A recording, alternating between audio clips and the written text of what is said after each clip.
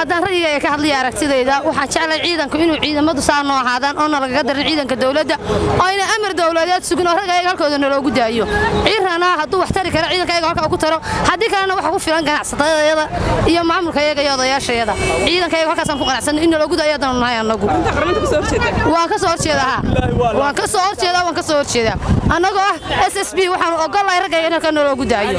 aanan amar sugin oo ragayga amar lagu jabin aanan amar ba sugin diyaar u nahay annagu haddii aanu nahay SSB iyo 3G6ba qarameetaas doorta mid deegaankii dadka toona faacaysa maaha anu waxa ka tirsan ciidanka deegaankii Cergaabo ayaa ka mid ah marka halkan intii labada cishro waxaan maqlay ciidankii nabadgelyo baa dhacayso dadku ciidankii qaranka lagu diray ciidanka qarankuna deegaankii dadka mid ku filan maaha oo afacaya midna wuxuu qabanaya maaha inta dadku wax iska celi karaan way midnigooda haystaan hubkooda meel alaabis dawladda tekrayaan ay haystaan iyo haday technical baahan yihiin haday gurmad baahan yihiin haday meel geel laga soo dhacoba geel dhacay technical ku soo cesho karayaan laakiin ciidan qaran la sugayaan geel dhacay mid la dilay mid dhaawacmay midna meel laga soo qaadi karin waayo dadku hermiyi badan yahay hermiyiga meesha jooga mid dhaawacmay ciidamo soo celi karto oo halku dhaawacmay ciidaguma tagi karto waxa la leeyahay ciidanka qaranka la sugaya dhiig bax buu dhimanayaa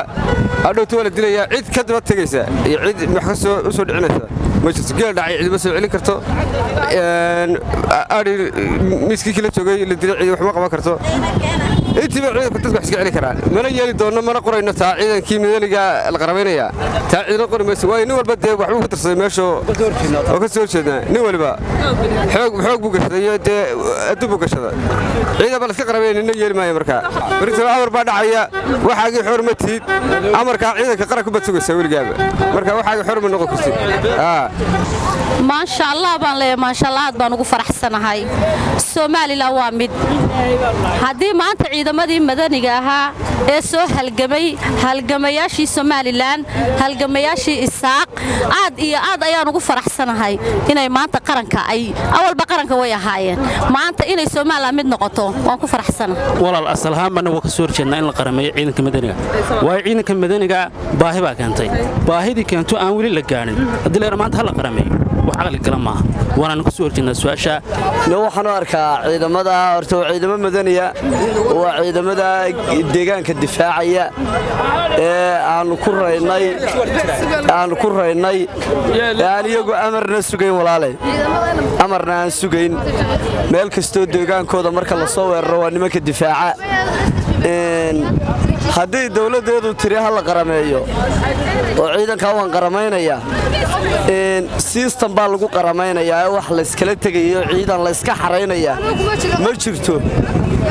system ciidankii oo wada socdo oo isku duuban hadii halkooda lagu qarameynayo hal lagu qarameeyo oo sidoo ay difaac ugu jiraan hadii kale oo lagu darayo ciidanka amarka sugaya iyaguna amar sugayaashaas ay noqonayaan naga daaya amar sugay intuu soo gaadhayo ayaa deegaanka la qabsanaya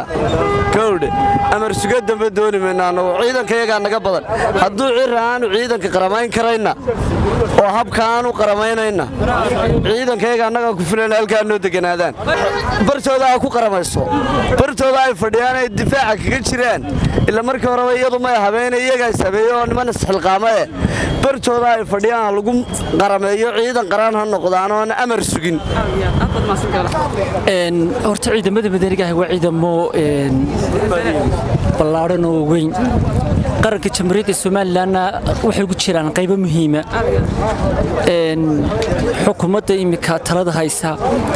waxa hadafkeedu koobaad waxa weeye ciidamada sidii loo qalabayn lahaa ciidamada madaniga ah waxaan lahaa lagu daro qalabaynta hal qalabeeyo hal lagu daro ciidamada qaranka jamhuuriyadda Soomaaliland iyagoo Soomaaliland qaybo muhiim ah ugu jira xuduudkii dagaalkii iyo caawimaadkii ciidamada kale ee qaranka jamhuuriyadda Soomaaliland marka Soomaaliland iyo madaxweynaha jamhuuriyadda Soomaaliland iyo xukuumadda marka talada haysa waxaan u lahaa dawladda hal ballaariyo ciidamadana hal ballaariyo si aynu noqono qaran ballaaran shacabku badanaa waxay aaminsan yihiin ciidamadaas ay noqonayaan kuwa amar sugayaal isla markaas ay ku kalsoonayaan ciidamada qaranka lagu daro soo arkataa waxa la eegayaa baahiyaadkii ciidamada loo aasaasay wali hor fadhiyo ciidanka shacab ahaan anagu waxaan u arkaa inay muhiimad weyn haddii ciidamada lagu soo diro miisaaniyadda la qalabeeyo inay ciidamadaasi ballaaran doonaan oo ay dowlad ballaaran oo xagga ciidanka ka dhisan dowladda markaad aragtana dowladaha caalamka oo dhan xagga ciidankay ka dhisantaa markaas si ciidamadeennu u ballaadhaan oo aynu noqonno qaran ballaaran ciidamadeenna aynu ballaarinno oo weliba ciidamada beeleedda ee meel kasta oo dagaal ka jira ka qayb qaadanaya ha lagu daro baan leeyahay dowladda iyo miisaaniyadda iyo ballaarinta may anu taa waan ka soo horjeedaa waxaan doonaynaa ciidan beeleedka halkaa jooga inay sidooda ahaadaan ku magacoodaadaan gaadihii waxay u baahan yihiin dowladda ugu darto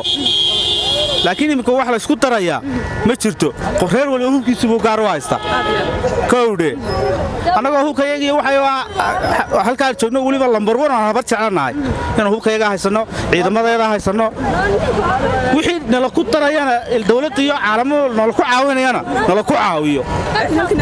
anu halkayagaa joogno maadaama waxaad leedahay baahidii keentay inaan samaysano qalabkan iyo hubkan iyo baabuurtan aanan weli la gaadhin gunteeda inaan halkaa joognaan doonaa wixii nala ku kordhiyaan doonaynaa ciidamada sidaasaan doonayaa anugu ciidanka waxaan odhan lahaa ciidanka walaal ciidana mushaahar ma siiso meeshana waxba kuma qabaan aniga waxaa ila habboon ciidanka in la qarameeyo oo ciidan dowladda ka mid ay noqdaan mushaharkoodana la siiyo